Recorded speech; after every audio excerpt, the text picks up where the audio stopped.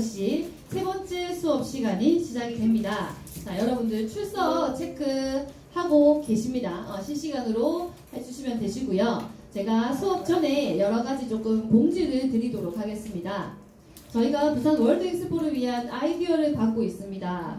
내주신 분들도 계시고요. 아직까지 고민을 하고 계시는 분들은 못 내주고 계실 수 있을 것 같아요. 그래서 오늘 수업까지 조금 들어보시고요. 그동안에 고민하는 것들, 그리고 좋은 아이디어, 책에서도 영감을 받아도 좋고요. 여러 가지 돌아다니시면서도 많은 생각들을 하셨을 것 같아요. 그래서 그런 아이디어들 두 가지 정리하셔서 보내주시면은 다음 차시 수업에서 그 아이디어를 바탕으로 저희가 수업을 진행을 하실 수 있을 것 같아요. 그래서 아이디어 반드시 제출해 주시길 바라고요. 지금 채팅방으로도 많은 분들이 출석을 체크를 해주고 계십니다. 아이디를 다시 한 번 더 체크 부탁드리겠습니다. 등록번호, 학교, 학년, 보호자 뒷번호로 해주셔야 여러분들의 출석이 인정된다는 점 다시 한 번 더 안내드립니다. 포인트 제도도 안내드리겠습니다. 여러분들이 오픈 채팅방을 통해서 남겨주시는 독서 인증샷, 그리고 유의미한 톡방의 글들, 응원 댓글 등을 모두 포인트로 드리고 있습니다. 해서 나중에 우리 퀴즈쇼 진행할 때 동점자가 발생할 때 우선순위의 혜택을 드리고요. 포인트가 많으신 분들은 조금 혜택을 받으실 수 있겠죠. 그래서 꼭 포인트 챙겨가시기 바라겠습니다.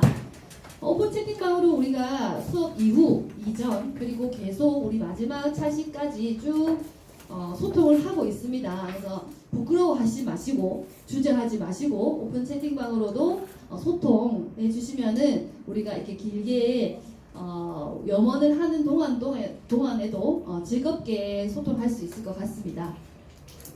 지금 현재는 유튜브 생중계로 진행이 되고 있고요. 이 수업 시간 이후에 참여하시지 못하신 분들을 위해서 다시 보기도 가능하십니다. 해서 실시간으로 참여하시는 분들은 더 좋으시겠지만 실시간으로는 강사님이 바로 이 질의에 대한 답변도 해주실 거고요. 그래서 그런 부분 꼭 참여해 주시면 좋으실 것 같고요. 질문은 채팅으로 채팅 예절을 지켜주시면서 해주시면 될 것 같습니다. 반드시 출결 체크 한 번 더 부탁드리겠습니다. 그리고 오늘 저희 매년 사실 국제 어린이 경제 아카데미로 이 퀴즈 대회를 주최해 주시고 계신 국제신문을 한번 우리 말을 안 하고 넘어갈 수가 없잖아요. 저 화면에 이 링크를 좀 촬영해 주시면 네이버에 우리 국제신문을 메인 페이지로 바꿔서 기사를 보실 수가 있어요. 그래서 저도 이렇게 바꿔서 하고 있거든요. 그래서 이렇게 요거 찍어주시면 유튜브에서도 가능하십니다. 그래서 찍어주시면 네이버로 바꾸셔서 매년 저희 정말 아카데미를 운영할 수 있게 많은 도움을 주고 계시니까 꼭 추천 부탁드리겠습니다. 자, 저희 이 프로그램의 후원사를 알려드리겠습니다. 부산광역시 교육청, 한국예타결제원, 초록부산 어린이재단, 부산지역본부, 부산은행, 한국거래소, 한국자산관리공사, 한국주택금융공사의 후원으로 진행됨을 알려드립니다. 자, 온라인 수업 중에는 많은 인원들이 참여하기 때문에 반드시 온라인 채팅 예의를 지켜주시기 바라고요. 저희 아카데미 프로그램을 한번 안내해드리겠습니다.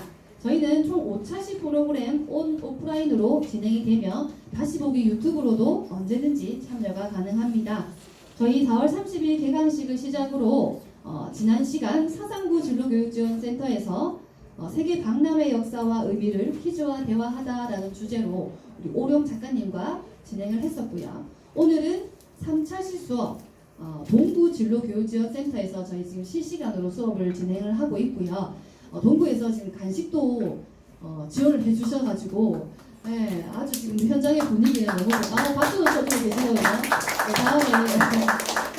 다음 시간에도 현장에서도 이렇게 여러분들 더 많이 볼 수 있었으면 좋겠습니다. 다시 한 번 더 동구진로교육지원센터에 감사하다는 말씀을 전하고 싶고요.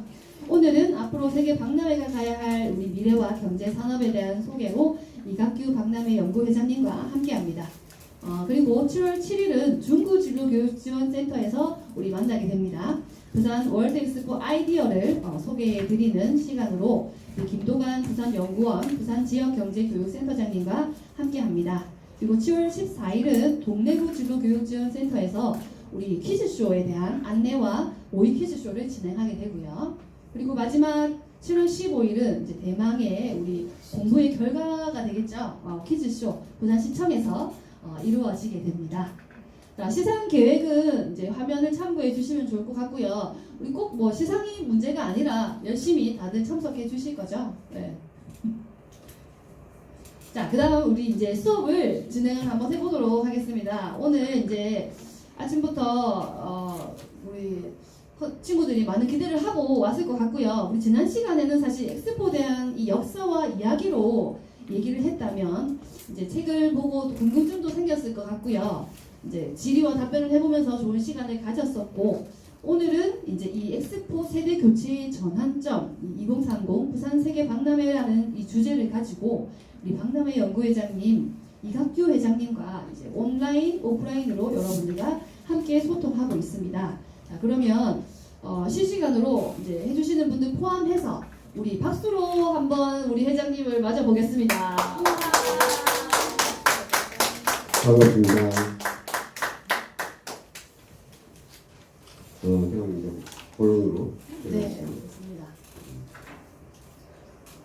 그동안 저는 이제 원래 전공은 광고 디자인을 전공했는데, 그래서 이제 광고 회사에 취직을 하다 보니 그때 마침 이제 그 시기가 우리나라의 고도 성장기였습니다. 80년대. 그러면서 이제 그 국가 정책적으로도 또 세계 박람회 개최 계획을 세우게 되었고, 그러면 거기에 대한 현장 이제 실무를 주로 이제 그 물론 이제 기본적으로는 이제 행정기관에서 종사하는 분도 있지만, 또 저희 같은 이제 전문가들 전문 회사에서 그 업무를 맡아서 수행을 했습니다. 거기에 또 기획도 있고 디자인도 있고 그다음 영상도 있고 다양한 분야가 세계 박람회 이 산업에 같이 이제 협력 업무를 하는 것, 협업 한자로 이야기하는. 그래서 여러분들도 이제 이번 기회에 이제 모처럼 세계 박람회 공부를 기초부터 했으니 그런 이런 사항을 알고 난 다음에 그러면 앞으로 대전엑스포가 아니라 부산 엑스포를 올해 10일에 유치해가지고 2030을 개최할 때 그러면 그 부분에 어떻게 참여할 것인가 이런 것도 앞으로 이제 오늘 장기적인 계획을 세워서 한번 구상해 볼 수 있겠죠. 소리를 조금만 키워주시면 좋을 것 같아요. 네, 네 가까이. 네. 그래서 그동안에 이제 그 부산 대전시 박람회부터 지난 2012년 여수 박람회까지 이제 실무적인 부분에 참여를 했고요. 지금은 이제 저도 고향이 부산입니다. 그래서 마침 부산에서 이런 중차대한 세계적인 프로젝트를 준비하고 있으니 당연히 전문가로서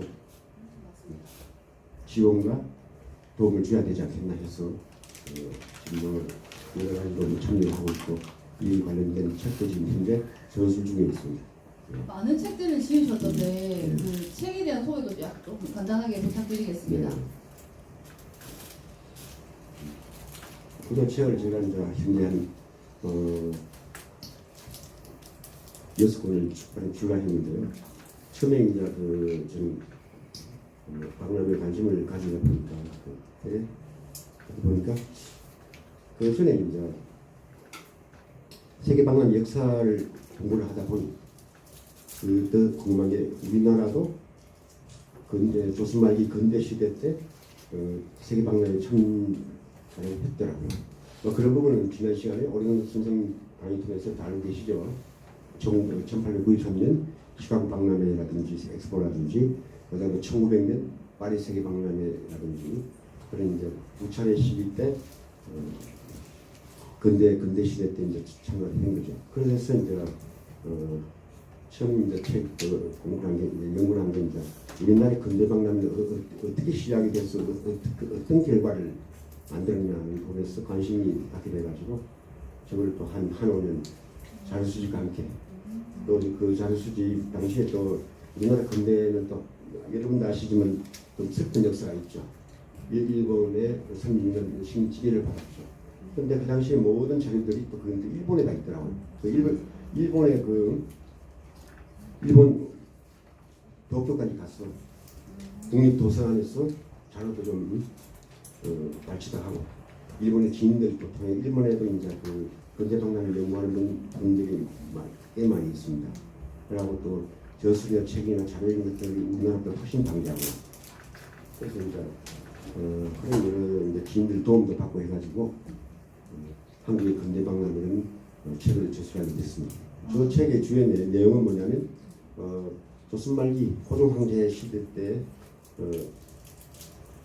두 번의 그 세계 박람회에 참가한 부분하고 그 다음에 일제 시대 때 이제 우리나라에서 개최된 박람회가 또 있습니다.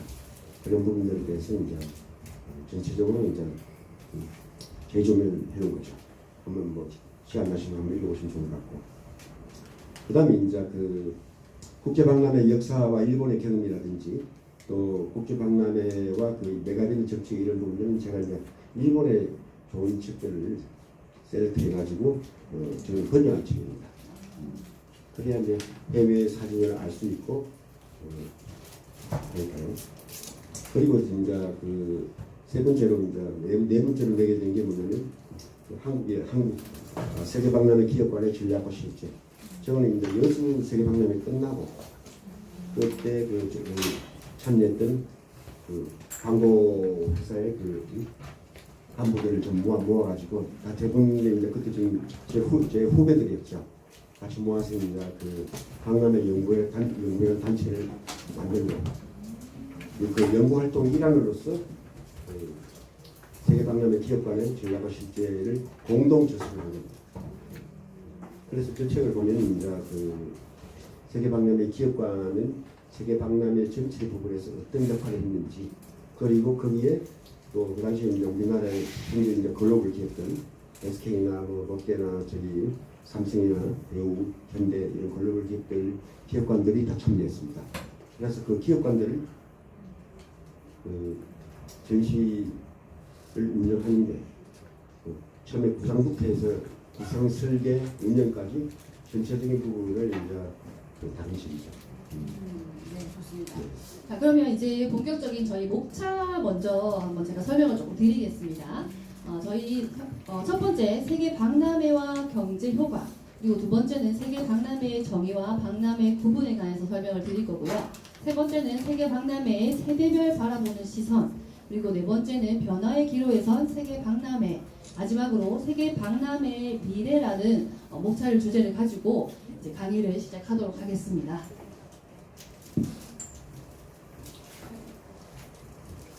세계 박람회를 개최하는 동기는 여러 가지 이제 그 목적이 있습니다. 근데 그 중에서 이제 가장 그 우선시되는 것이 이제 경제 효과죠. 경제 효과 부분에서 뭐 여러분이 잘 아시는 이제 그 월드컵이나 올림픽, 그다음에 엑스포는 이제 세계 3대 메가이벤트 흔히들 이야기합니다. 근데 그 중에서 기간도 제일 길고 규모도 제일 큰 부분이 엑스포라고 할 수 있습니다. 올림픽이나 월드컵 같은 경우는 불과 그 개최 기간이 올림픽 같은 경우는 한 2주, 15일에서 한 20일 정도의 기간밖에 안 됩니다. 그 기간 중에 이제 우리나라 전국 주요 거점 도시를 다니면서 집중적으로 이제 경기를 실시해서 이제 주로 이제 중계 방송을 많이 하죠. 그리고 그런데 이제 그 월드컵 같은 경우도 전국적으로 이제 그 순회를 하면서 그 경기를 어웨이를 하면서 하는데 그 기간도 불과 한 달 정도밖에 안 됩니다. 그런데 거기 비해서 우리 이제 엑스포는 두 가지가 있다 그랬죠. 종류가 등록 박람회와 그 인정 박람회 두 가지가 있습니다. 쉽게 말하면 이제 조금 그 국제박람회 기구 본부에서 좀 어렵게 해놨는데 쉽게 말하면 이제 과거에 이제 그 1992년 전에는 분류를 갖다가 종합박람회와 전문박람회로 분류해놨습니다. 그리고 이제 그 개최 기간도 제한이 없었습니다.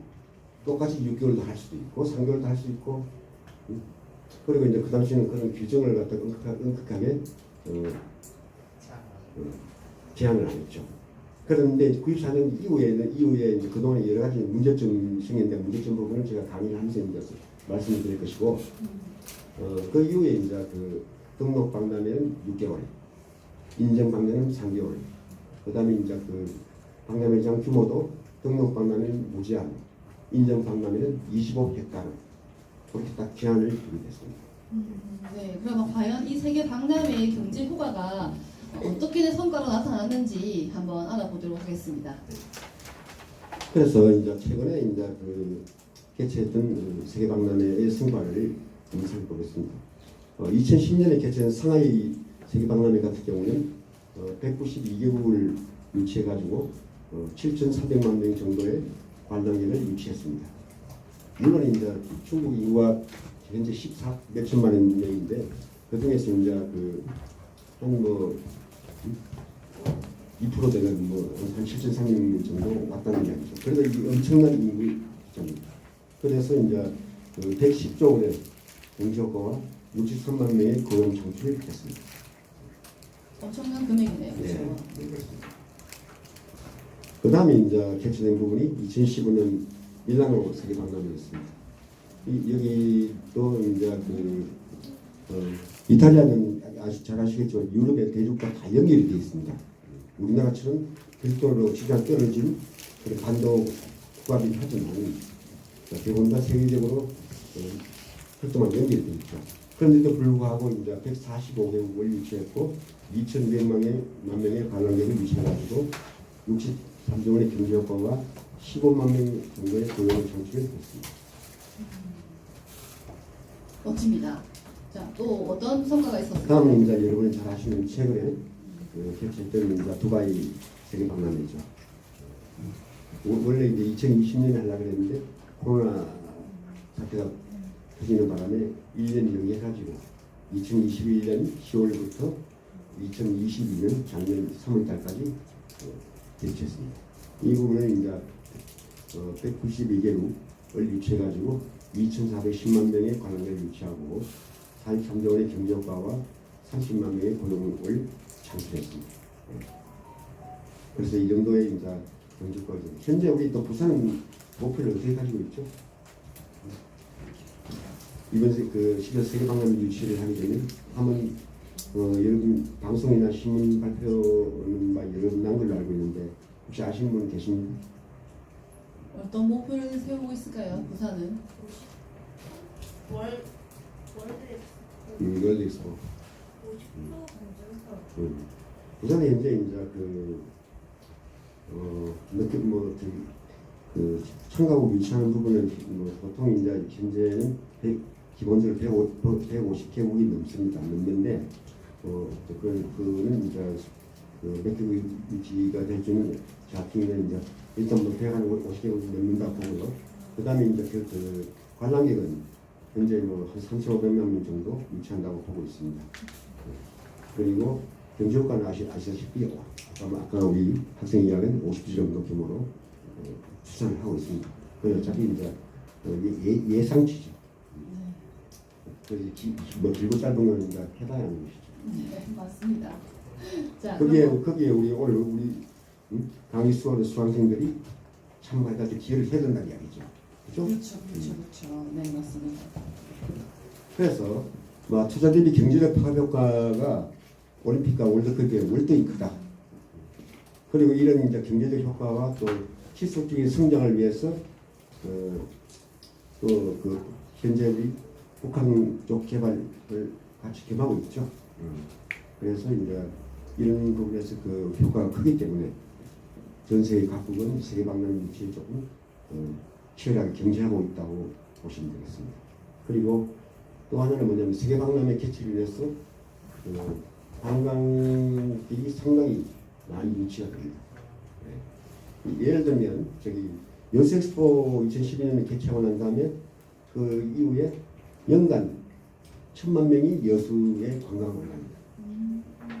이런 건 상당한 장기적인 누적 효과를 볼 수 있는 거죠. 물론 이제 엑스포 개최 기간도 많이 왔지만 그래서 이제 하나의 이제 현재 유망한 이제 관광상과 같이 연계가 돼 있고요. 그래서 계속해서 이제 당분간은 유치 경쟁이 치열하지 않겠느냐 그렇게 예상을 하고 있습니다. 네, 그럼 주요 세계 박람회의 관광객 현황이 어떻게 되는지 한번 알아보겠습니다. 이거 현재 보시는 이제 도표 부분은 1958년 브뤼셀 엑스포부터 해서 최근에 이제 2020년 두바이 엑스포까지의 이제 관람객 유치한 부분을 제시를 해드렸습니다. 그런데 현재로서는 이제 아시겠지만 58년도에 그 58년 브뤼셀 같은 경우는 4,100만 명 정도를 유치를 했습니다. 그다음 그런데 불구하고 또 92년 시애틀 세계박람회 같은 경우는 똑같은 조건에서도 뭐 1,000만 명을 유치를 못했어요. 900만 명밖에 못하고. 그리고 다시 한번 또그 지난해 몬트리올에서 개최한 그 2067년 세계박람회 같은 경우는 5천만 명을 유치했습니다. 50만 명 상당한 엄청난 숫자죠. 그리고 다시 이어서 이제 1970년 그 세계박람회 중심이 아시아로 넘어오면서 처음 개최한 부분이 오사카 세계박람회였습니다. 그런데 오사카 세계박람회 앞으로 또 3년 후에 또 오사카 또 개최하죠. 그때 이제 그 일본도 처음 최초로 이제 세계박람회 개최를 했기 때문에 그 당시에 이제 엄청난 인구인데 6,400만 명이 됐습니다. 그리고 이제 92년 그리고 한 20년 동안 세계적인 경제 불황도 찾아오고 해가지고 그 세계박람회 개최를 하게 된 게 20년 후인 92년 세계야부터 시작을 또 다시 했습니다. 그 세계야 세계박람회 때 이제 4,100만 명 정도 개최했고 그 이후에 이제 21세기가 되면서 하노브부터 현재 두바이까지 계속해서 지금 그 관광객 숫자가 좀 떨어지고 있습니다. 하노브 1,800만 명, 그 다음에 또 아이치 2,200만 명, 그 다음에 상하이는 뭐 원래 그 중국 자체가 인구가 많은 나라니까 뭐 7,300만 명 정도를 유치한 거죠. 그 다음에 이제 뭐그 밀라노나 두바이는 대부분 다 2천만 명대 수준에 머무르고 있습니다. 저희 여수는 어땠는지 궁금한데요.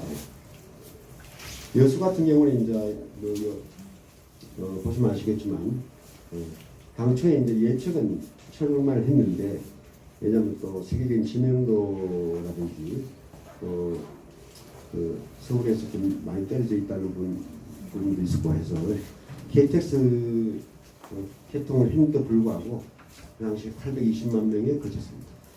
그런데 그 앞에 우리가 구산 대전의 스포 때는 1,400만 명 정도를 유치했죠. 왜냐? 서울하고 수도권하고 가까우니까 1,400만 명을 유치했고 그때 비하면 여수 같은 경우는 이제 상당히 이제 지리적으로 멀리 떨어져 있고知名도도 조금 떨어지다 보니 820만 명이 그친 거죠. 자, 그러면 우리 이 세계 박람회가 어떤 것을 남겼는지 한번 알아보겠습니다.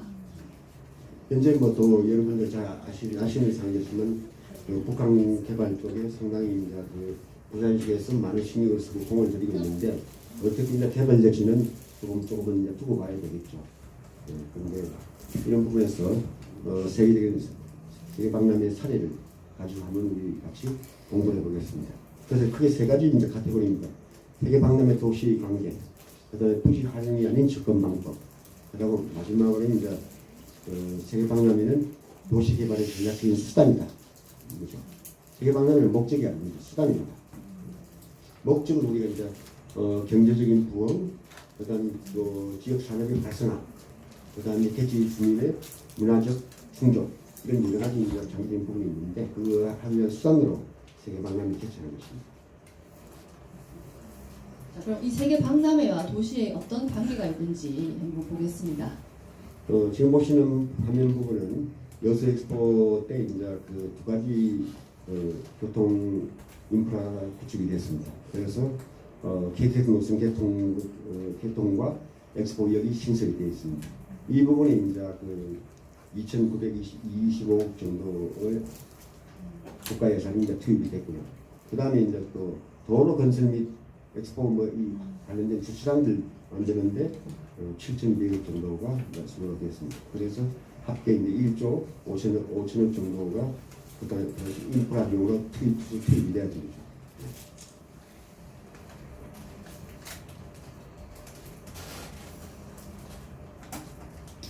이런 부분에서 1992년 그 세비야 세계박람회 이제 스페인이죠. 세비야 그 세계박람회 개최했는데 이때 또 저기 또 하나의 변수가 뭐냐면 같은 날도 올림픽도 했어요. 바르셀로나 올림픽. 바르셀로나 올림픽에 그때 우리 황명조 마라톤가 그때 금메달 받았죠. 네네. 그래서 이제 그때 같은 해에 그 뭡니까 세비야하고 바르셀로나하고 거리가 그렇게 멀지 않습니다. 그런데 그러다 보니 그래서 동시에 같은 시기에 메가이벤트 두 가지를 하다 보니 박람회보다는 올림픽에 많이 가게 된 거죠. 그래서 당시 이제 관람객 수 4,180만 명 정도 했지만 하고 이제 그 박람회장 부지 활용을 한 데 있어서 그다른 좀 실수를 했습니다. 4,100만 명의 관람객은 그렇게 적은 숫자는 아닌데 그래서 이제 이 세계 박람회는 세비야 박람회장이 카르투아라는 섬 지역입니다.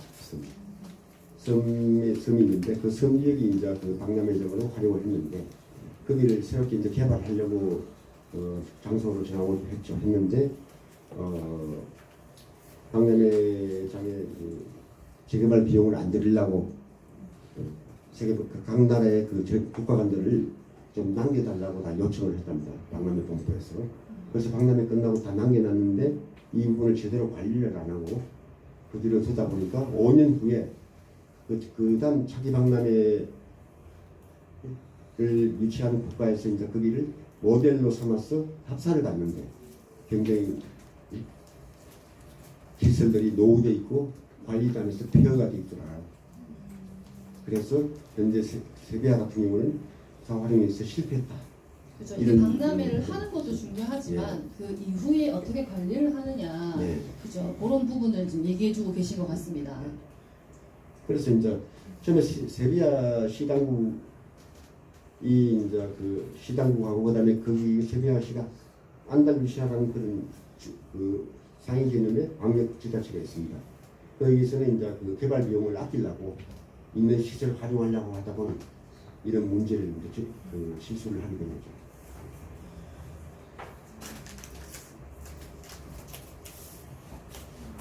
그래서 사활용 부분은 부지 활용이 아니라 처음부터 도시의 장기적인 도시 개발 계획의 수단으로 활용해야 된다. 이 현 부분이 여기 보시는 밴쿠버 세계박람회입니다.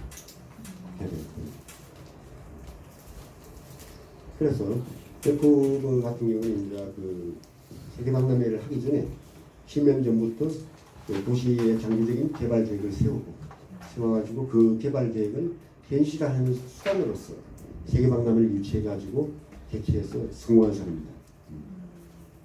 이런 성공 사례를 잘 참고해서 우리도 실패하지 않아야 될 것 같습니다. 그래서 제가 부산시에 나가도 여기도 우리 부산하고 지원교육 조건이 동일합니다. 항구 도시입니다. 여기 가서 보라고. 그리고 계획도 미리 세워가지고 부산세계 박람회 유치해가지고는 그 박람회를 수단으로 활용해서 하면 좋겠다. 이런 이야기를 전달한 바가 있습니다. 그 당시에 이제 전시관 중에 캐나다 플레이스라는 지금 보시는 전시관이 있는데 이걸 처음에 이제 캐나다 박람회 기간 중에 캐나다관으로 활용을 하고 박람회 끝나고 난 다음에는 시설을 개조해가지고 현재는 국제무역센터로 운영을 하고 있습니다. 지금 여러분 잘 아시는 백스포 이런 기능들이죠. 그런 거 참 좋은 것 같아요. 그리고 이 건물 자체도 범전처럼 이 도시 나와 있고 굉장히 좀 아주 하얀색 부분이 돛 같은 형태를 띠고 있네요. 그리고 그 뒤에 이제 또 특수는 호텔도 들어서고 해가지고 아주 컨벤션 시설로서는 굉장히 세계적으로 필름이 몇 번째 갑니다. 그래서 우리도 이런 부분은 상당히 1900이게 저기 뭡니까 86년 됐는데 지금 벌써 70년 넘은 아직도 잘 활용을 하고 있습니다. 자, 그러면 우리 세계 박람회 도시 개발의 이 전략적인 수단은 어떤 것들이 있는지 한번 핵심을 짚어주시겠습니다. 그래서 핵심 중요한 것은 첫 번째는 정부의 적극적인 지원, 두 번째는 복합적인 부지 활용, 세 번째는 공무원이 아닌 민간 중심에서 관리 운영을 해야 된다. 왜냐하면 여기는 경제적 이해관계가 복합적으로 연결되어 있습니다. 공무원들이 사회가 잘 되는 거 맞습니까? 공무원은 돈하고는 거리가 먼 집단입니다. 잘 아시겠지만 공무원은 고유의 그런 행정적인 활동을 해서 국민들을 잘 살게 해주는 게 목적이고 실제 이제 민간 중심으로 그다음에 이제 네 번째는 보유 자원을 잘 활용하는 것 이런 부분들이 이제 핵심 자료에서 나올 수 있습니다. 유튜브에서 누가 이런 질문을 줬는데요. 부지 활용 방안에 대해서 혹시 어떤 공모전이나 아이디어 모집과 같은 것들이 혹시 계획이 되어 있는지 이런 궁금하다는 질문이 있네요. 그런 것들은 나중에 조금 토지 활용 부분은 아이디어 공모를 해가 될 문제가 아니고 장기적인 관점에서 그 부지를 어떻게 활용을 하고 또 어떤 그 목재 시설을 건설했을 때 장기적으로 어떤 이익이 발생할 것인지 또 영향을 미칠 것인지 여러분의 큰 건물이나 그 시설 같은 경우 환경 영향 평가를 받습니다. 그것도 아마 아실 겁니다. 그런 부분에서 이제 장기적인 관점에서 이걸 판단하고 전문적인 지식을 가지고 해야지 이게 단발적인 아이디어만 가는 절대 안 됩니다. 부지 활용 부분에 있어서는 네. 조금 부분이 철저하게 계획을 세우고 계획을 세워야 도시 개발이 그런 계획이 있어야 되네요. 네. 네, 알겠습니다. 그래서 성내 세계박람회 사활용 사례들의 경우 앞에 말씀드린 정부의 지원, 민간 중심의 관리와 운영 그리고 또 보유자원의 활용, 복합적인 토지 이용을 통해 가지고 단기적 성과 추구가 아닌 체계적인 사후 활용 계획을 통해 가지고 장기적인 성과를 거둘 수 있게 해야 도시 성장이 가능하다 이런 얘기입니다. 맞습니다. 또 사례분석이 이제 통한 시사점 부분은 말씀드리기 좋은 게 이제 첫째는 명확한 개발 방향의 설정, 방향을 어떻게 가져갈 것이냐. 두 번째는 철저한 시장 분석 기반입니다.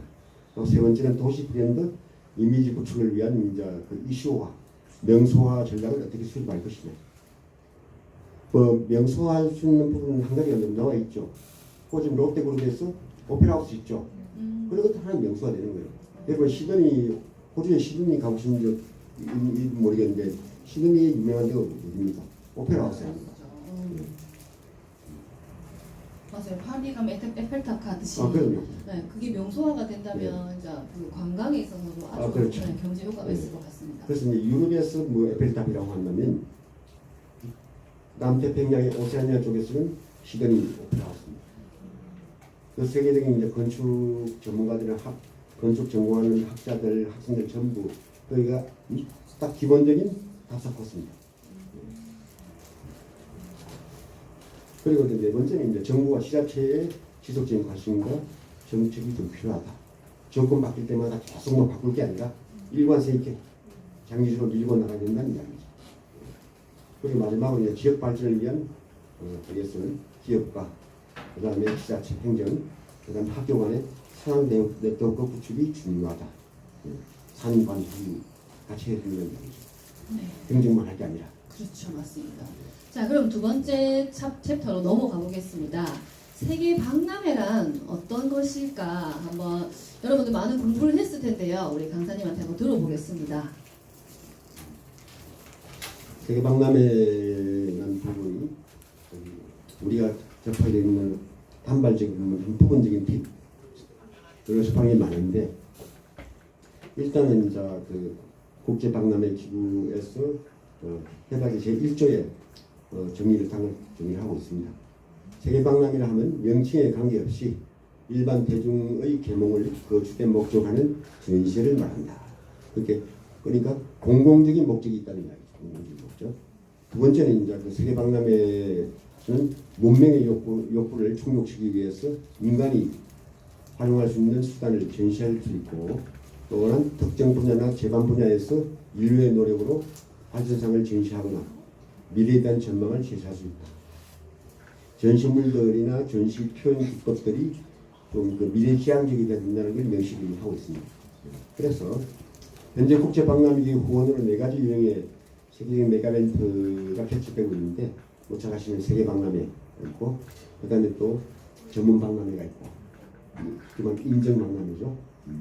그리고 이제 또 하나는 꽃 박람회, 원예 박람회 하고 있고, 그다음에 이제 마지막으로 이제 그 이탈리아의 밀라노의 트리엔날레 있습니다. 그 4가지를 이제 그 국제 박람회 기구에서 후원을 하고 있습니다.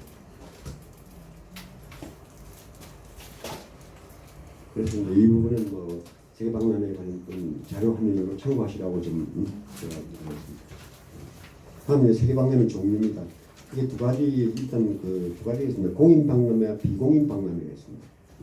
공인 박람회는 앞에 이제 설명드린 것처럼 저기 등록 박람회, 인정 박람회 해가지고 이런 외교 관계를 통해서 이제 초청을 하고 이런데 그렇고, 그다음에 이제 그 초청도 이제 주최국 정부에서 초청을 하고 있습니다.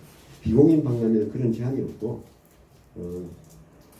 그 국제 박람회 기구 회원국들이 비공인 박람회 참가하는 걸 국제 박람회 기구 조금 그 뭐라죠 제재를 좀 하고 있습니다. 그리고 이제 그 전시관 건설도 뭐 비공인 박람회는 제한이 없고 초청자는 이제 개최 도시나 단체에서 초청을 하고 이런 것을 조금 이제 그 규모나 이런 여러 가지 부분에서 좀 세계 박람회보다는 상당히 취약하고 이런 거죠. 쉽게 말하면 이제 여러분 잘 아시는 우리나라 이제 그냥 그 지역에서 개최되는 지방 박람회 있죠. 그렇게 생각하시면 됩니다. 그건 비공인 박람회다. 뭐 삼천 뭐 한방 엑스포 이름은 좋은데 예 무슨 바이오 엑스포 뭐 이런 것들 그런 것들이 전부 이제 비공인 박람회라고 보시면 됩니다.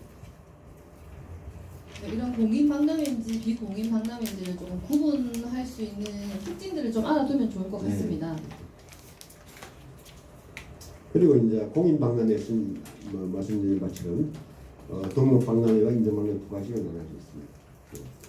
1994년 그 이전에는 종합 박람회와 전문 박람회로 분류하다가 이걸 이제 94년도에 바꾸게 됩니다. 바꿔가지고 이제 등록과 인정으로 2가지로 다시 명칭만 바뀌게 된 거죠.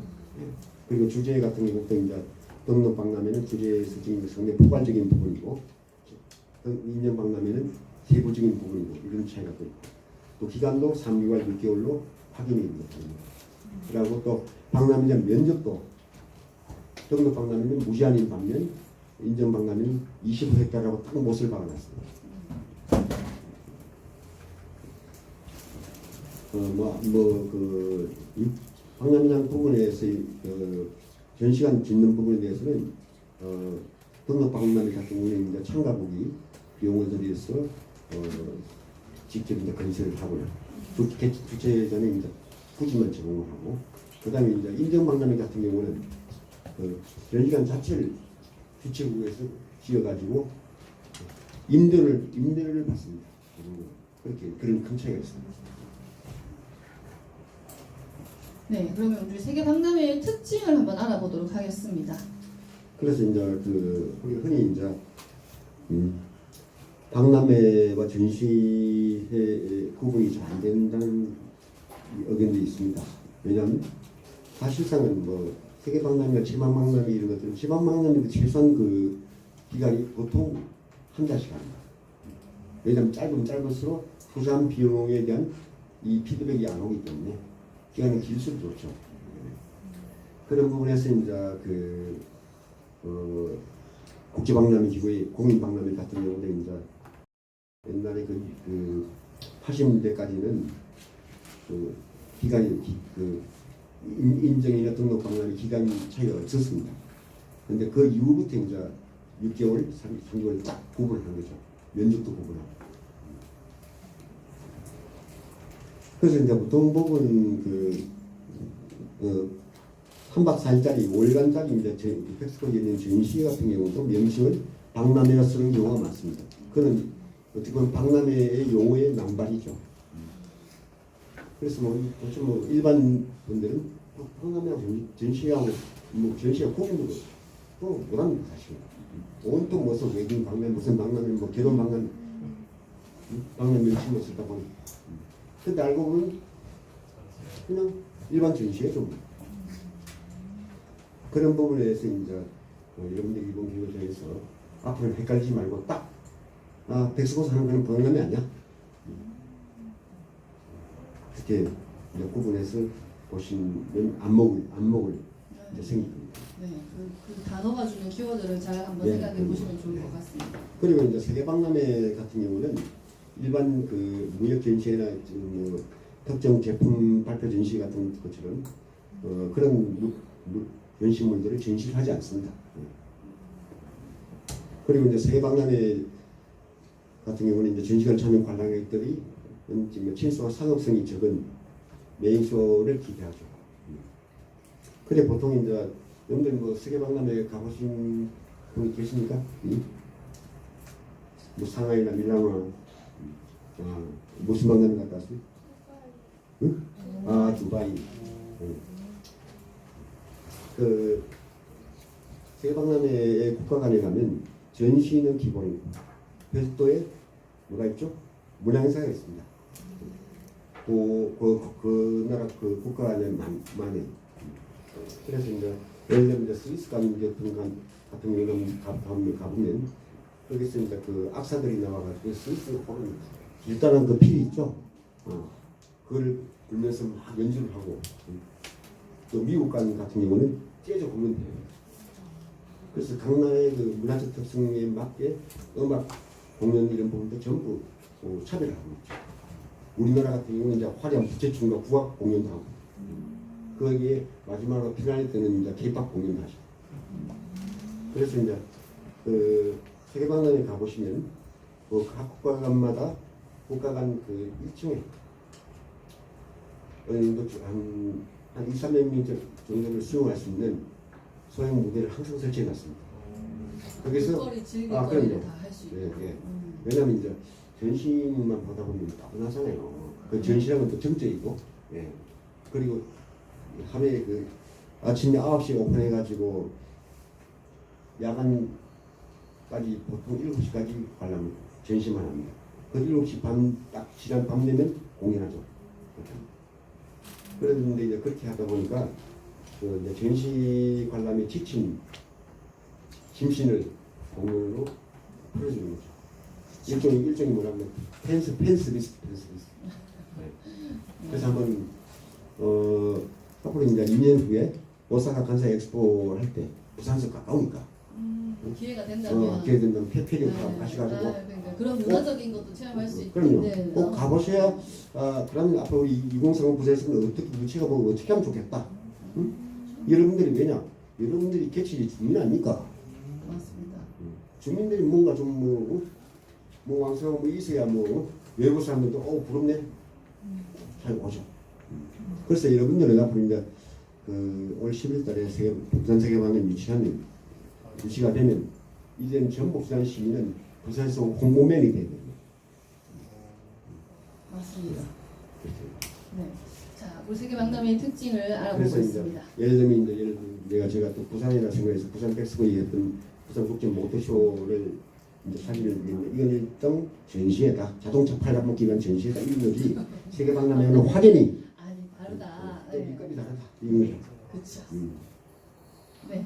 자, 그럼 세 번째 세계박람회의 세대별 바라보는 시선은 어떤지 한번 들어보도록 하겠습니다. 그래서 이제 약간 세대 간 인식 차이 있지 않나 이런 이야기를 했는데 뭐냐면 우리나라에는 현재 이제 오늘 우리 강의 듣는 3세대까지 1세대, 2세대, 3세대가 있습니다. 세계박람회 관련해가지고 그게 뭐냐면 우리가 최초의 이제 그 세계박람회가 아까 말씀드린 부산 대전엑스포였죠, 그죠? 박람회 그때 그 박람회에 수학여행이나 현장 학습을 온 그룹들이 있습니다. 초중학생들이었어요. 또 우리 나이 드신 부모님들은 효도 박람 가고 40분도 도축대 내려가지고 그래서 이제 그때 초등학생부터 해가지고 고등학생까지 현장 체험 학습도 하고 수학여행 가고 했는데 그 세대들이 이제 현재 나이가 30대 후반부터 40대 중반까지입니다. 지금 현재 그 세대가 이제 우리 볼 때는 이제 우리나라 세계박람회 1세대라고 하는 거죠. 그래서 그 당시에 이제 그때 청했던 꿈돌이 꿈순이들은 세계박람회에 대한 그 열망이 굉장히 큽니다. 그 당시에 세계박람회는 상당한 그 우리나라 국민들에게 문화적 충격을 가져온 거죠. 지금 보시는 화면이 이제 대내스포 전체 전경이 되겠습니다. 그 당시에 또 그 사람들이 상당히 우리나라가 아시겠지만 고도 성장이었습니다. 그리고 또 그 전에 88 올림픽 끝나고 바로 또 여행 자유화가 됐죠, 그죠? 여행 자유. 그래서 이런 이제 그런 획기적인 우리 생활에 획기적인 계기가 많이 만들어졌다는 겁니다.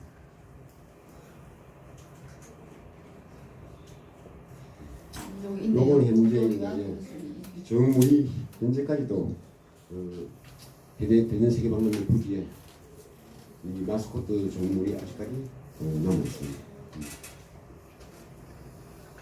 그래서 현재 뭐 30대 후반부터 40대 중반 되는 분들이 가끔 옛날 생각나는 얘기 하면 가서 또 살려주고 한답니다.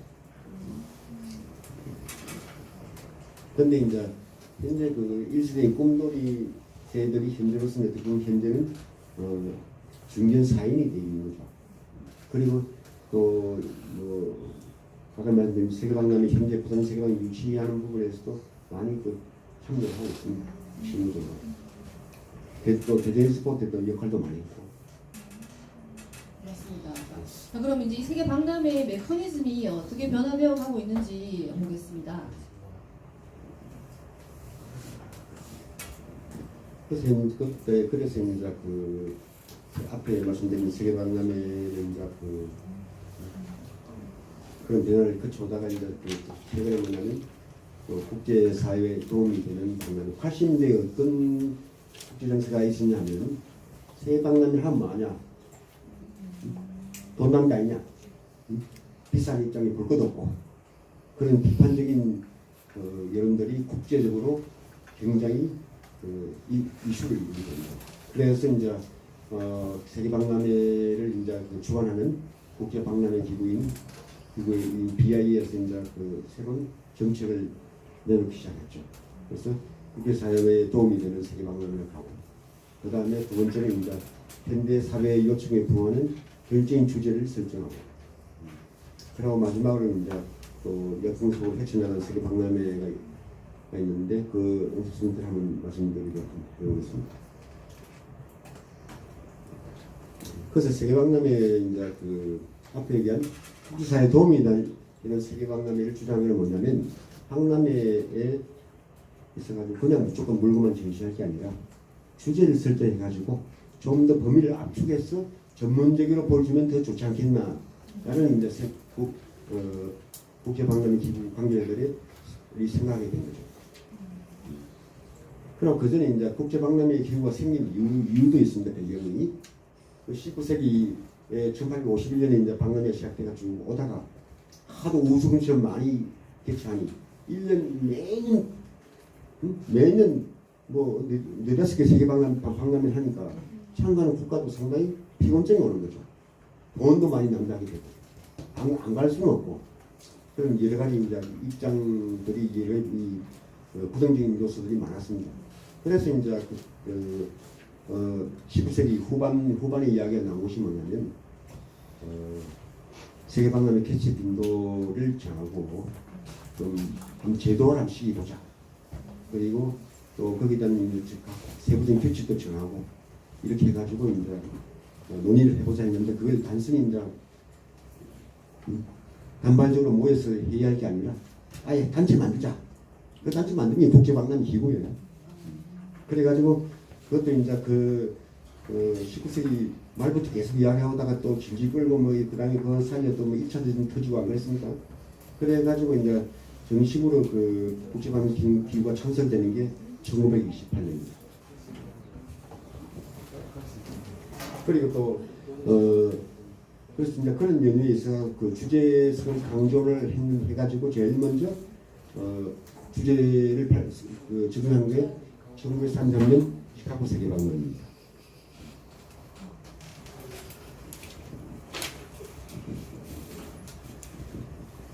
그 다음에 이제 그 말씀드린 부분, 그 주제적인 부분에서 말씀드리면 현대사 요청에 부응을 주신 주제에서 가장 잘 대통하고 잘 좋다는 우수한 주제가 두 가지가 있습니다. 하나는 뭐냐면 그 62년 시애틀 박람회의 우주시대 인류. 이게 시대적인 비교가 딱 맞아 떨어진 거죠. 이때 60년대에 미국과 소련이 우주 개발에 굉장한 투자를 많이 해가지고 국가적인 투자를 많이 해가지고 상당한 수다를 거둡니다. 우주라는 키워드가 이제 등장하는 네, 그렇죠.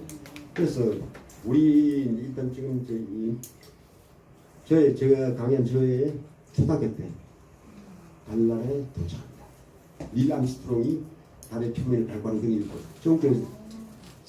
그 당시만 해도 68년도인데 내가 수사생 5학년 때인데 그걸 생방송 라이브 방송을 했어요. 달의 달 인생 달에 도착해가지고 그 문을 열고 나오면서 우주 달 표면을 갖다 산책하는 그 장면까지 그때 세 사람이 갔는데 그래서 그 당시 굉장히 좀 쇼킹한 그런 뉴스였어요. 상당히 감동했어요. 그래서 6, 70년대에 미국과 소련이 경쟁적으로 우주 개발을 많이 하더라. 그때 또 60년대 시애틀 박람회에서 가장 인기 좋았던 관이 우주항공관이었습니다. 지금 영어로는 나사.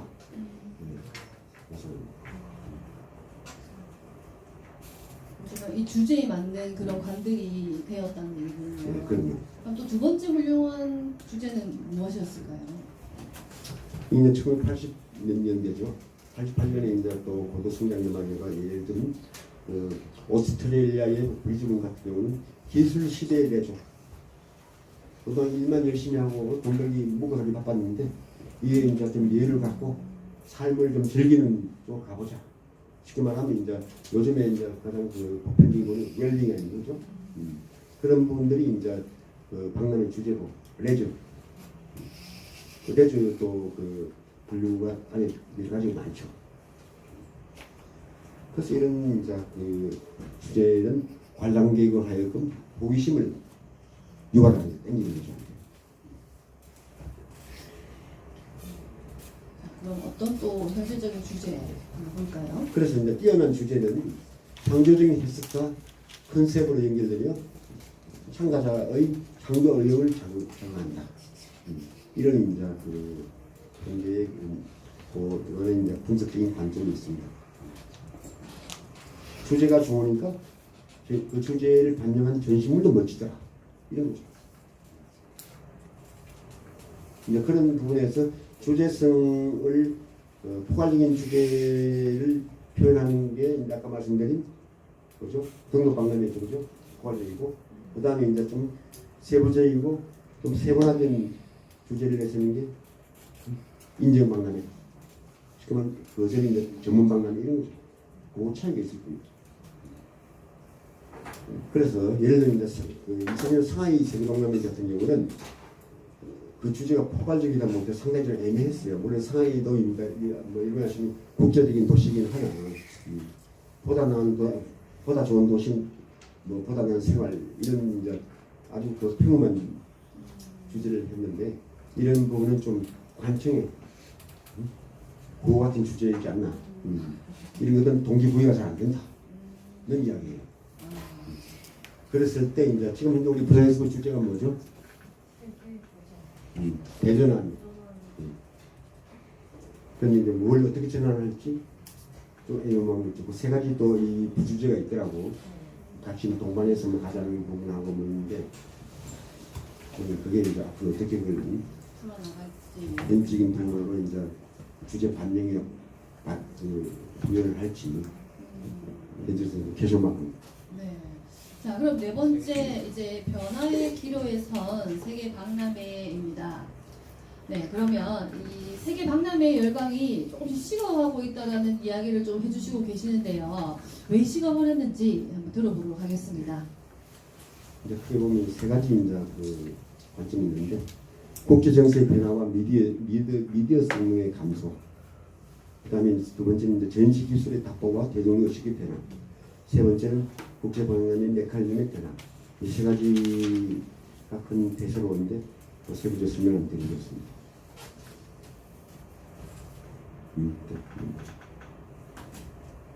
현재 이제 세계 박람회의 열광 왜 사인기를 접어들었나?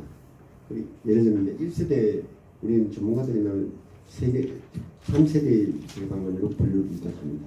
그 1세대는 이제 1851년 런던 세계 박람회부터 시작해가지고 2차 대전 전까지 이때는 1세대를 하는데 이때는 가장 핵심인 게 상품 전시 위주였습니다.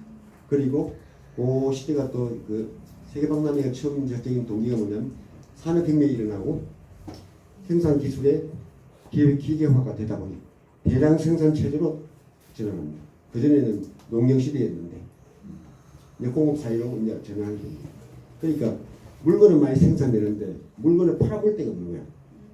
그래서 이 물건을 한 군데 모아서 전시 소개하고 당신 생활에 어떤 도움을 줄 것이냐는 것을 다 실현도 하고 하기 위해서 뭐 모아서 뭐 해보자. 그래가지고 이제 이게 국제 이제 이런 국제 신제품 전시 같은 게 개최된 거죠. 그 박람회라는 개념은 한참 뒤에 생겼습니다. 처음에 런던 뭐 현재 그 런던 박람회가 세계 박람회 시초라고 이야기하는데 그건 이제 뒤에 역사가들이 갖다 붙인 것이고 처음에는 위대한 산업 뭐 이런 익히비션 해가지고 위대한 산업 전시회였어요. 그때는 박람회 개념이 없었습니다. 박람회라는 개념이 정식으로 이제 그 학술적으로 이걸 이제 이론화시키는 게 그건 그 국제 박람회 기구가 생기고 난 다음이에요. 그러니까 20세기부터 시작된 거죠. 그 전에만 그런 개념이 없었습니다. 그냥 국가적인 전시를 하는 게 국제품이죠. 그러다가 이제 또 하나의 이제 그 에너지가 떨어져 가지고 좀 비리비리하니까 이제 1차 세계전이 발생하고 했을 때 또 새롭게 이제 변신을 합니다. 그리고 그러면서 세계 박람회의 중심이 유럽에서 미국으로 옮깁니다.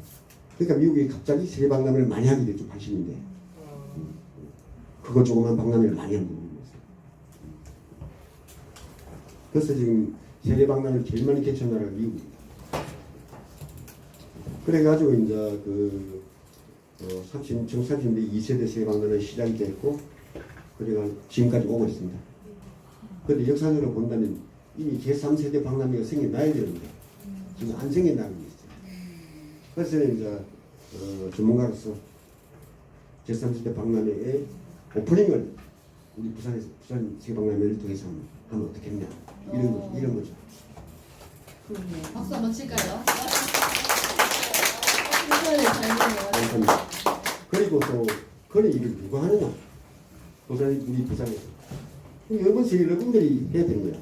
지금 그때는 이제 지금은 초중학생이지만 30년에는 그때 지금은 MZ 세대거든요. 다 고등학생, 대학생들까지 그죠? 그렇죠? 그리고 그때 부산세계 박람회 현장에서 또 아르바이트도 좀 하고 영어 동료 공사도 하고 그럼 그러면서 또 여러 전시 공연 이런 여러 가지 부분 중에서 나는 어떤 걸 미래적으로 하고 싶다. 라는 것도 생각을 하고 있으면 진짜 실제로 투입이 될 수 있는 그런 아이들이 될 수 있을 것 같아요. 그리고 190개국의 외국에서 오는데 외국인들 교류도 많이 하고 하면서 전체적인 사후관을 발표하는 거죠. 맞습니다. 이해갑니까? 네. 맞습니다. 그래서 이제 뭐 말씀드린 지금 보여드린 건 이제 몇몇 세계 박람회 이렇게 지금 뭐 크리스탈 팰리스고 이 부분 이때는 굉장히 이제 그 물건 팔아먹기 위한 많은 전시를 모델이 된 거죠. 상품 전시였다면 예. 그렇게 쭉 가다가 이제 1900년 50년 만에 파리 세계박람회를 개최했을 때 이때 우리나라 조선도 대한제국이라는 이름이 열림으로 참가하게 됩니다. 즉 대한제국관 전시관을 짓고 이때 이제 5천만 명이 넘는 관람객을 유치하게 됩니다. 그 당시에 1900년이니까 이제 19세기 말 또 이제 이 당시 5천 그 당시 인구 수로 봤을 때 5천만 명 끌어모으는 이건 엄청난 인기이자 대단한 일이었습니다. 그래서 두 번째 이제 또 정점을 맞아야 됩니다. 5천. 그래서 1900년 파리 세계박람회는 저는 이제 박람회 역사가들 평가할 때 박람회 중에 박람회다 그렇게 이제 평가를 하고 있습니다. 정점 맞았고 그 이후에 이제 세계박람회의 중심이 아시아로 넘어오게 됩니다. 70년대에. 그러면서 이제 개최가 되는 게 이제 1910년 오사카 세계박람회죠. 이때도 6,420만 명을 유치하게 됩니다. 엄청난 숫자죠. 그래서 이제 두 번째 이제 정점을 맞이했고, 근데 그 이후에 80년대로 접어들면서 이 세계적인 경기 불황 에너지 파동이 일어납니다.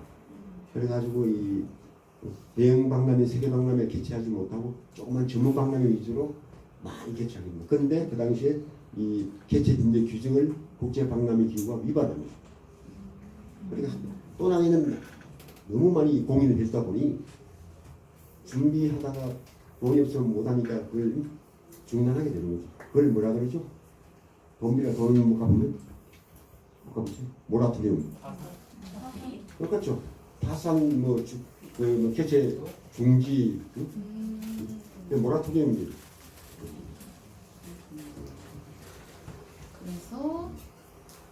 그래서 1992년 세계 박람회까지 22년 동안 세계 박람회 개최가 중단됩니다. 일정이 상당히 길죠. 그래서 이제 70년부터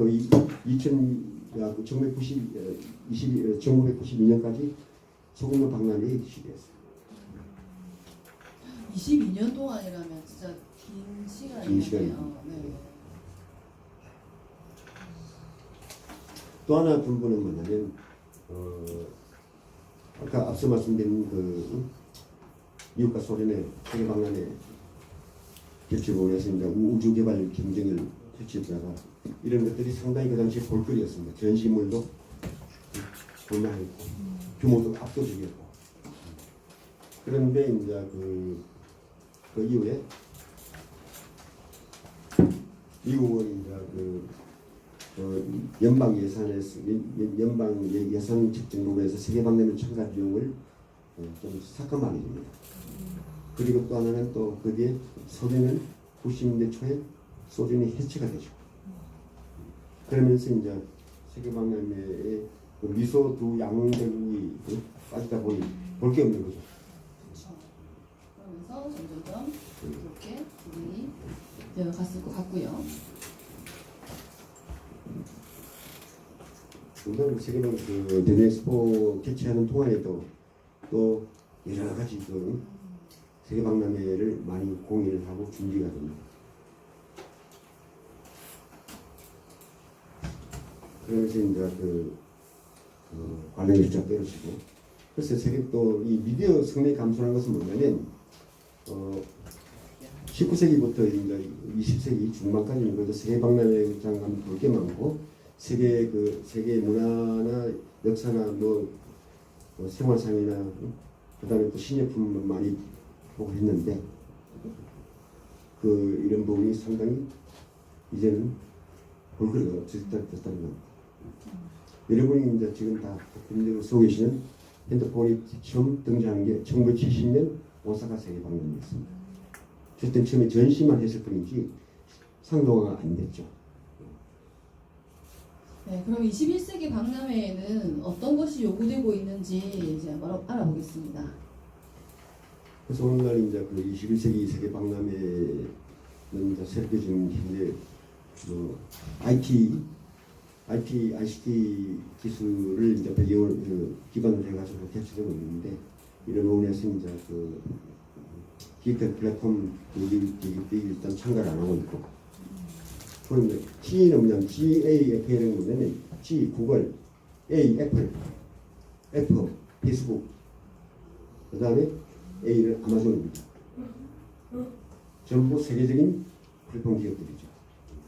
IT부터 해가지고 그 뭐죠? 통신 판매까지 하잖아요. 그죠? 그런 기업들이 외면하는 이유가 뭐 어떤 것들이 있을까요? 그래서 일단 현재 글로벌 그 IT 기업들은 세계 박람회에 별 관심이 없습니다.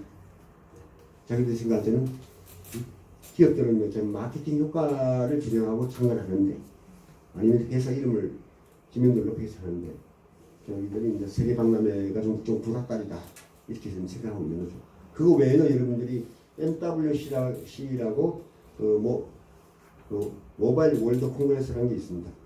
그러니까 이제 세계적인 그 통신 장비, 스마트폰 무슨 뭐 이런 여러 가지 이제 이 신장비들을 이제 그 전시 판매하는 특별 전시회죠. 그다음에 CES라고 또 라스베가스에 하는 게 있는데 그건 이제 세계적인 가전 제품 전문쇼입니다. 그런 것들이 종류가 있는데 굳이 세계 박람회 가서 전시가 못한 차리고 갈 필요 없다는 거죠. 그래서 이 우리 부산 세계 박람회가 이분들을 끌어들일 수 있는, 도약할 수 있는 전환점이 되면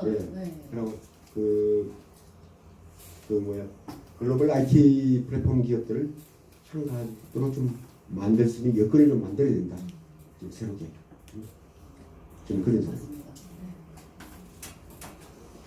그걸 그리고 또 이제 과거에 이제 1930년대 같은 경우에 39년 뉴욕 박람회 같은 경우는 당시에 이제 그 GM이라고 제너럴 모터스 자동차 기업관인데 여기에는 퓨처라마라는 그 미래의 그 미국 모습을 보여주는 도시 풍경을 디오라마로 만들어 가지고 전시되었습니다. 그래서 상당히 이 시대에는 이런 전시 기법이 상당히 획기적이었죠. 볼거리가 되는 거예요. 지금 이 사진 보십시오. 줄서가 들어가는 엄청난 인파가 있습니다. 상당히 지금 우리 정책은 인기 짱이에요. 지금 지금 그래서 그 안에 들어가서 저는 퓨처라마라는 전시물을 보게 되는 거죠. 그래서 한 전시관이 3,800만 명을 유치합니다. 지금 지행만 했어요. 그리고 1970년대 이제 일본 오사카에서 세계 박람회 개최하면서 이제 그 박람회 중심이 아시아로 넘어오게 됩니다. 그래서 일본은 이제 오키나와 75년에 오키나와, 85년 스쿠바, 그다음에 2005년 아이치 이렇게 그 동력 박람회가 인접을 포함해서 그래서 4번의 박람회를 개최하는 거죠. 그래서 아시아의 세계 박람회 이제 승부자 역할을 합니다. 우리나라는 아시는 바와 같이 대중과 여수 엑스포, 소규모 박람회 투표했고, 그 다음에 이제 상하이가 2010년에 이걸 유치했고, 일본은 바쁜 이후에 이제 그 간사이 세계 박람회를 준비하고 있고, 그래서 이제 구글이나 애플, 페이스북이 IT 글로벌 플랫폼들이 무시하는 이유가 뭐냐니까 그 IT 기업의 확산 속도가 생명인데 이런 그 개발부터 보급의 주인이 갈수록 짧아지고 있는데 세계 박람회 이런 조건을 따라오지 못할 것이다. 그래서 우리는 참가를 안 한다. 이런 보고 있는 거죠.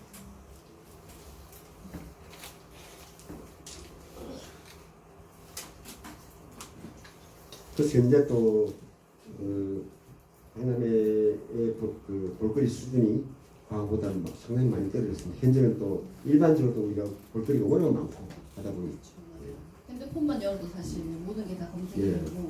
그래서 이제 뭐냐면 미국의 세계 박람회 부분에서 1964년 이거는 이제 공식 박람회, 비공식 박람회인데 그 뉴욕 박람회 때 월터 디즈니가 등장하게 됩니다. 여러분이 잘 아시는. 그래서 월트 디즈니가 상당히 재밌는 쇼를 해가지고 그 영상과 쇼를 믹스한 오토 그 트레믹스라는 그런 전시기법을 개발해가지고 전 세계적으로 확산한 겁니다. 그런데 현재까지 이제 그 전시기법을 능가하는 게 안 나오고 있는 것이고.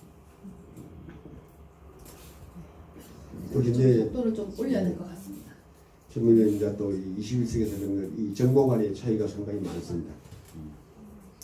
현재 보시는 부분은 밀라노 세계박람회 주재관의 프로젝트 영상인데, 그래서 현재 이제 그 세계박람회의 전시관에는 실물 전시를 안 합니다. 주로 영상만 가지고 보여주는 거예요. 영상만은 잘 돼 있는데 실물 전시는 상당히 보기 힘듭니다.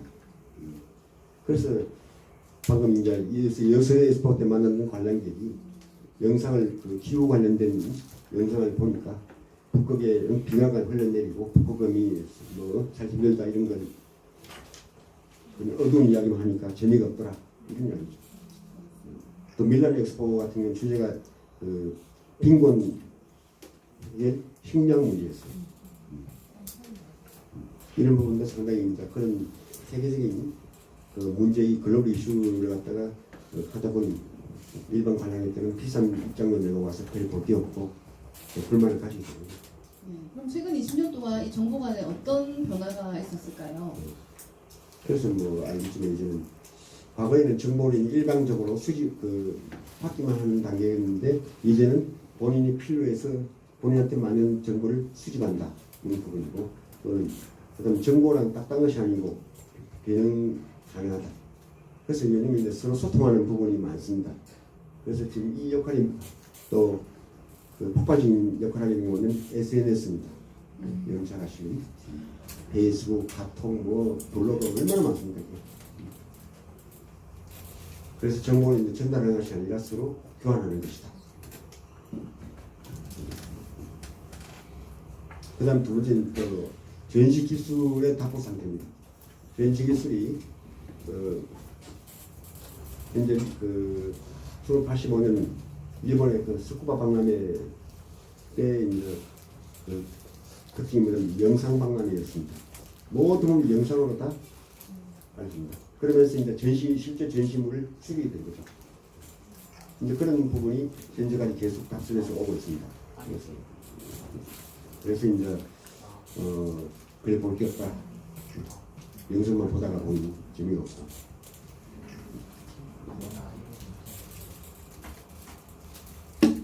그래서 이 대중들은 이제 과거에 그 월트 디즈니가 보여줬던 이런 좀 신기발랄한 걸 원하고 있는데 그런 것들이 필요한데 네, 볼 게 없습니다. 네. 볼게 없고 그렇다 보니 관람객 수가 점점 떨어지게 되는 거죠. 그래서 우리가 이런 것들을 장점과 단점을 잘 파악을 해서 준비를 잘 해야 될 것 같습니다. 그리고 그러다 보니 대중들이 이제 불만도 있고 세계박람회 하지 말자는 그런 또 반대 여론도 많고 했습니다. 그래서 1980년대와 90년대에 몇 개의 박람회가 개최 유치는 공인을 받았는데 그 주민들의 반대로 개최하지 못한 주민투표로 개최를 중간에 포기한 그런 사례가 여러 건이 있었습니다. 이렇게 국제 박람회 기구 같은 경우는 악몽 같은 시기였죠. 그럼 이제 세계 박람회의 미래를 한번 간략하게 말씀드려보겠습니다. 그 사고는 이제 그 감성과 욕망, 감성에 대한 욕망도 변하고 또 대중은 뭘 원하는가, 그리고 세계박람회 주체가 유행에 대해서 상황에서 간단하게 그려입니다. 지금 보신 부분은 2010 밀라노 엑스포의 한국관의 주제 영상입니다. 네.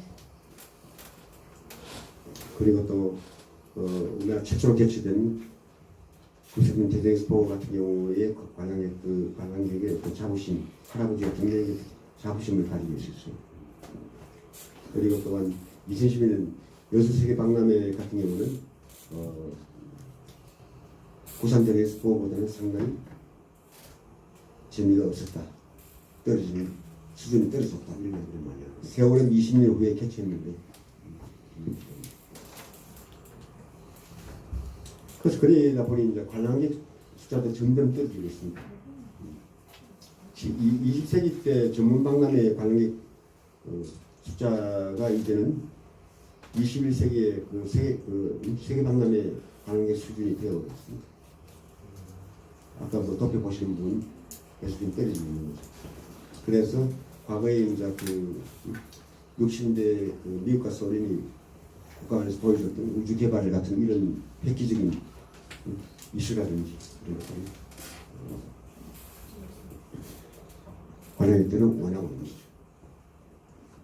네, 이제 어떤 것들을 우리가 준비를 해야 될지를 조금 보면서 알아보면 될 것 같은데 이제 해답이 아닌 질문을 이제 해보는 내용으로 하면서 이제 약간 이제 저희 질의를 조금 하면서 마무리를 해야 될 것 같습니다. 네, 혹시 이제 이렇게 목차를 통해서 강사님이 이제 이야기를 해주셨는데요.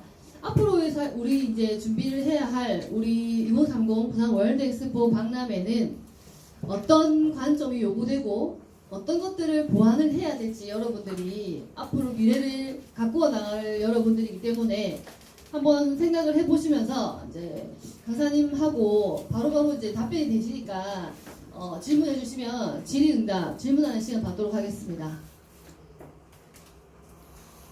네. 북한에도 엑스포가 개최되었었어요. 북한에도 엑스포가 개최되었어요. 북한은 이제까지 엑스포를 개최한 적이 없고 현재 이제 서방 세계에서 개최하는 세계 박람회 참가 정도만 하고 있습니다. 네. 질문할게요. 네. IT 기업은 왜 속도가 생겨요? IT 기업은 이제 제품 개발이나 시스템 같은 경우에 인터넷이라는 특성이 어떻게 보면 이 전파 속도가 굉장히 빠른 거죠. 그리고 또 IT 플랫폼도 이 경쟁이 많습니다. 지금 아시겠지만 구글, 네이버, 카카오 이런 것들이 서로 이제 경쟁이 치열하죠. 또 지구나 또 아시겠지만 작년 한국에서 시작된 인공지능 그로 인해서 인공지능도 지금 계속 여러 가지 종류도 개발되고 현재 나오고 있는데 GPT 가지고 하는 부분이 많이 시작될 뿐이지 다른 인공지능들이 또 지금 개발하고 있습니다. 삼성전자에서 지금 인공지능 개발하고 있죠. 네, 질문해 주십시오. 오픈AI 같은 AI 관련 기업들도 엑스포에 참가할 수 있을까요? 참가할 수 있죠. 왜냐하면 이제 여러분이 잘 아시는 이제 가장 세계 박람회 같은 건 주로 이제 전시 기법에 터치 스크린을 많이 씁니다. 그걸 이제 관람객들이 과거에는 다른 물건이나 제품을 들고 체험을 했는데 그렇게 하다 보니 시간도 많이 걸리고 또 많은 관람객이 수화하다 보니 그거보다는 터치 스크린을 만들어 가지고 이렇게 보여주는 그런 정도만 하지 주로 영상 위주로 하고 있어요. 근데 그런 터치 스크린 이런 부분에도 다 IT 기술이 포함되어 있는 거죠. 그리고 또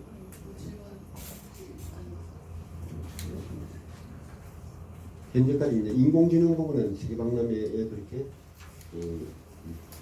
전시 기법으로 활용되지 않았습니다. 저희가 너무 못해서. 네, 네. 혹시 또 다른 질문 있으실까요?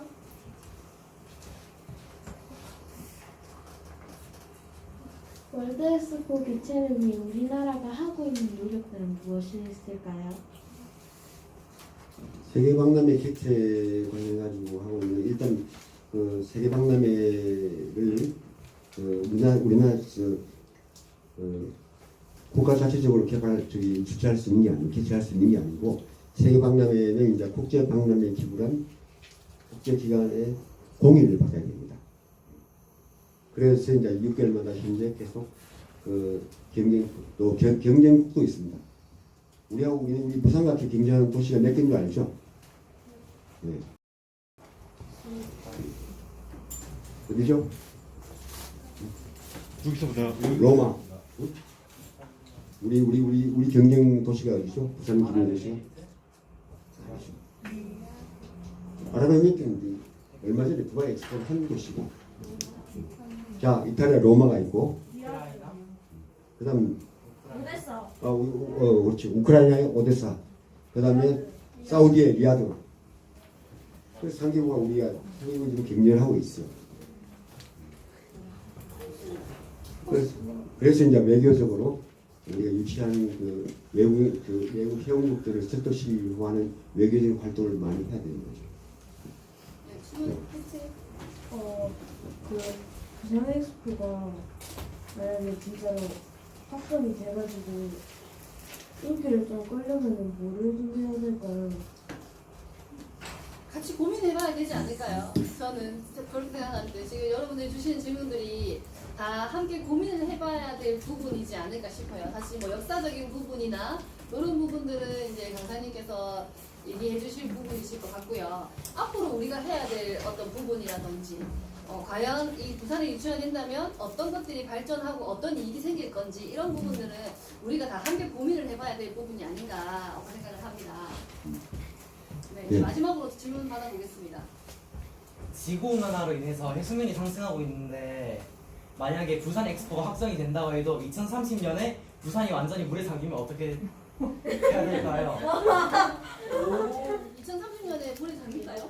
물에 만일 그런 잠긴다는 조짐이 있다면 그걸 대비를 해야 되겠죠. 방인주 시장님 이야기한 프로틴 방법으로 뭔가 좀 해안 주변의 시설물들을 좀 고도를 높인다든지 방법을 찾아야 되겠죠. 네, 뭐 그런. 근데 이제, 있지 않을까.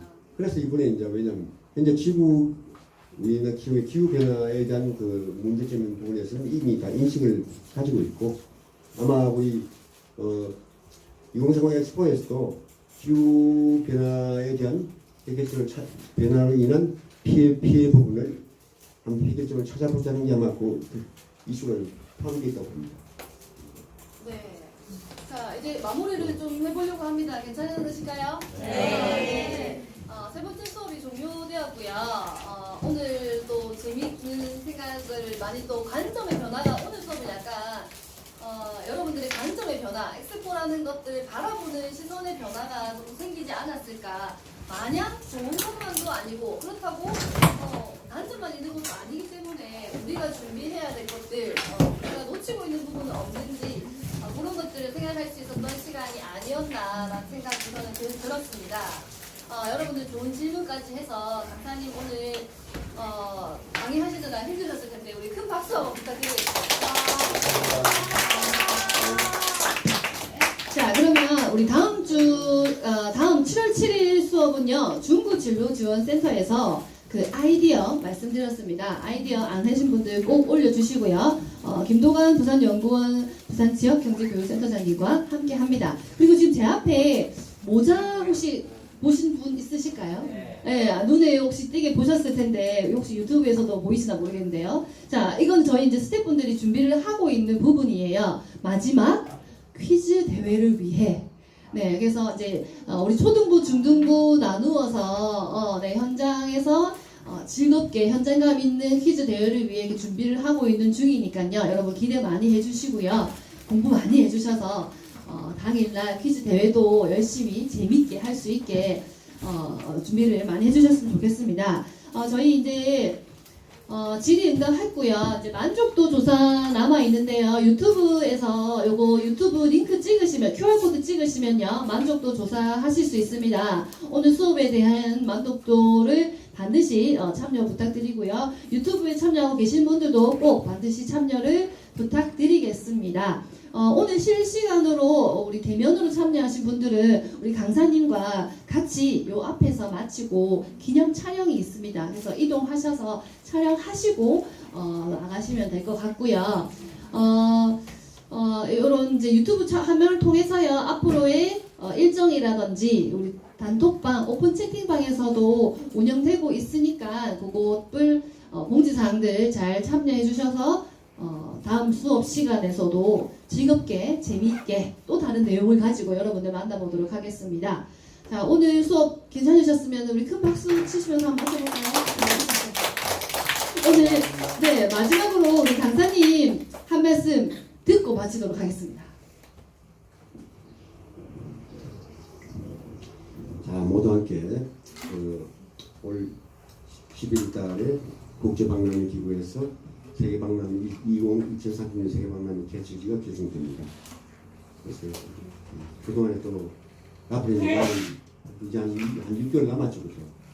열심히 또 기원하고 후원해가지고 세계박람회 유치가 되면 또 시민연재 여러분들이 또 어떤 MZ 세대가 돼서 역할을 또 할 것이고 미래를 좀 내려가야 되지 않겠느냐? 예? 왜냐? 제3세대 세계박람회를 위해서. 예? 그래서 늘 이제 그동안에 우리나라는 그 어려운 상황에서도 도전을 해본 거죠. 9.3 대전에서도 마찬가지고. 예? 아무쪼록 여러분들의 건투를 빕니다. 네, 화이팅입니다. 우리 부산의 유치회 한번 하고 외칠까요? 자, 부산에 제가 외치면 유치회라고 하겠습니다. 네, 부산의 유치회!